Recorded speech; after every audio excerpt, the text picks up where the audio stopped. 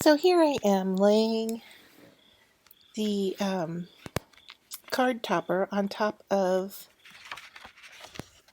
my plaque. There, you see it underneath there. And so what it's done is it has indented into the paper. And now I'm going to cut around that piece just a little bit outside of the fold. So I've sped it up so it's going a little bit quicker than normal. So here I am just cutting it so that it will fit.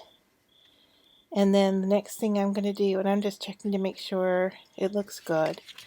And then I am going to use matte Mod Podge on the wood surface. And so I pour a little bit out after I can get the bottle open. That's what I'm struggling with there. I pour a little bit out and think, oh, that might be too much. So I scoop some of it up. But I really didn't think about the fact that, wood absorbs quickly. Raw wood absorbs. So I'm going to need some more. But that covers about half of it. And so then I'm going to pour some more out there. And I actually end up getting some of the skin or the film. So I try to avoid that and pick that back up and put it in the cap so I don't have to deal with that. And then I'm just going to Mod Podge the rest of the plaque. So I'm just applying it with a foam brush here. There's multiple ways you can apply Mod Podge. I'm just spreading it out evenly with the foam brush, making sure I've got the whole surface covered. And then I'm going to place the paper back on top. And there I am, just adjusting it, pushing it down, making sure it's on all the edges. And so I'm just adjusting and pushing it down. Now I'm rubbing around the edges because remember I cut a little bit extra, and so those extra areas I'm folding over the edge so I can see where they need to be cut off. So just making sure it's all nice and smooth, no air bubbles and so forth, and then I'm pushing around the edge.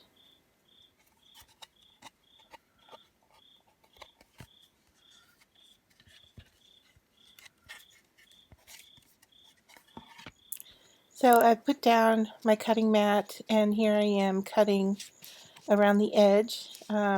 This knife blade that I'm using is a really cool one. It's called a beginner's blade. It's from Olfa, O-L-F-A, don't know if I'm saying that correctly, but I got it at a trade show and it's a really nice little knife blade. And so I'm going around and actually I didn't wait for the Mod Podge to dry, so the paper is a little bit damp, and you'll see when I flip it over here that I've actually torn the edge, which now I have to come up with a solution for that. So what I decided to do was use some fabri-tac around the edge of the frame, and then I'm going to glue some raw, I think it's satin ribbon that I got at a conference, and the greens go together really well.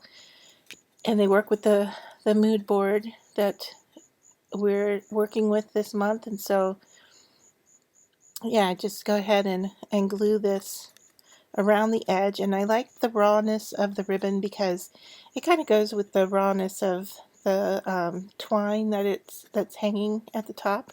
And it does give a little flap over the edge to hide any of the mistakes I have in cutting. And so, here's a little sewn piece that I didn't see when I cut off the ribbon, and I just decided to go with it and just like leave it in place instead of cutting it off. So you'll see me work with it a little bit and glue it down and so forth. But here I am putting the ribbon around and making sure that it's actually covering those areas that I messed up when cutting. Sometimes I get a little too anxious to move ahead with my project, and that's the case here when I cut the damp paper, giving myself something that I had to fix. So instead of starting over, because I didn't have another piece of the design, I had to come up with a solution to fix it. So I think this works really well. And in the end result, it does look good. So I'm happy with it. So here, just doubling up on the fabri-tac on the end there to make sure it's stuck down. And then I go back in a few areas. There's where that stitching was. So just to make sure it's stuck well. So now I have the fabri-tac and I'm using my chipboard piece, and I typically would not use a chipboard piece raw, but I really like the color of it for this composition, and so I didn't paint it or do anything to it except just glue it down in place. And here I am taking some leaves. I took them off of a Dollar Tree grouping, and I kind of stamped on them a little bit with some ink. And then here are the large flower is a Prima flower. The small flower is one I made, and I can link to the video on how I made those. And then the white ones are also from Prima, and so I am placing those in. And I'm using the fabri-tac because I had it out, and it works well with all of these different materials. So yeah, the little yellow and gold flowers are ones I made and colored. And then, like I said, the white ones are from Prima. So I'm just tacking everything down into place. I'm not gluing the entire flower, but just the center. So it does have some 3-dimension in it, and it will probably move over time, you know, as far as adjusting its position and so forth. It's because it's not glued down completely flat. And I'm just going to use the fabri-tac on the cardstock as well. Now I cut this on a Cricut 3 times and layered it off camera. So what you're seeing there is 3 layers of cardstock that were glued together. And then, you know, I needed some more elements. I needed some, like, leaves or something. And what I end up using here are all the shapes that came out of the cursive letters from the cardstock. So here I am putting them on the side of the hello, and then here is the center of the O, and I'm going to tuck that into the flower. So I think I have 3 of those, and I'm going to use those.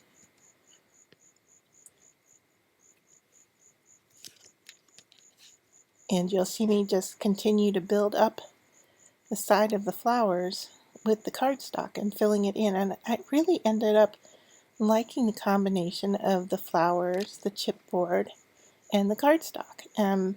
Where I typically would probably use some leaves or, you know, ribbon and bows and so forth, the cardstock kind of just did what I wanted and blended in the color and subtly, you know, blended in with the whole piece. So once they're all in place, they're not quite as noticeable, but they do compositionally fill up the space. So anyway, I'm happy with the choice, and I'm actually just using scraps here in my composition, and it worked out well. So yeah, this is a piece that's done for the Denise Boddey Design Team, and we were given a mood board to work with, and these are the colors that were mostly on the mood board.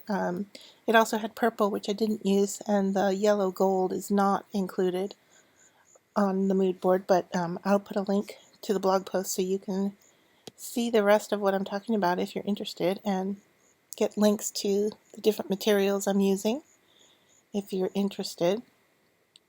But it was really fun working with a mood board. I've seen them before. I've never worked with it, but I really enjoyed it. I didn't feel like it was challenging or difficult once I got started and had an idea or a concept in mind and picked out pieces that I was going to work with. So here you're seeing me use Jelly Belly to pick up the pieces of paper, but then the fabri-tac is stronger than the tackiness, of the Embella jelly, and so I ended up having to use my fingers on all those pieces. So that's what you're seeing me do there. And then this one, of course, just didn't stick down well. So getting glue onto the piece and putting it back in place, I actually move it over, give it a little bit more balance. So there is the end project.